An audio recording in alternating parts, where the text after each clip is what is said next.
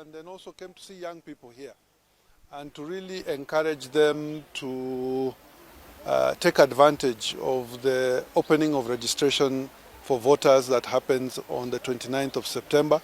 IEBC has been reconstituted, and now there's an opportunity for every Kenyan, young or old, who may not have registered as a voter, to register as a voter and to be in a position to exercise their democratic rights when the time comes.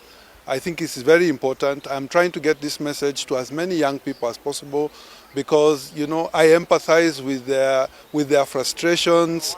I empathize with their desire for good governance at all levels, particularly at county level.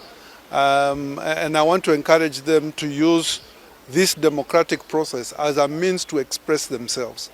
The ballot box is the most convenient way to express your satisfaction or dissatisfaction with leaders, and I want to encourage them to use that avenue as the preferred avenue for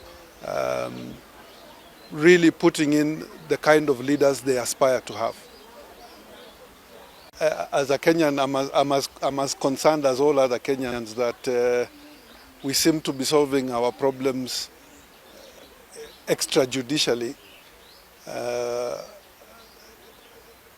As a lawyer, I'm particularly perturbed by the death of our senior, Mbobu, and I just feel that we must be in a situation where law and order carries the day. We must provide rules. We must provide avenue for the judicial system and the legal system to work optimally so that people don't look to solve problems outside of legal frameworks, because it's not sustainable. There's always going to be somebody more violent and prepared to do worse things in order to solve disputes. And I feel that any form of violence meted out on anyone should be condemned in the highest terms and in the strongest terms possible.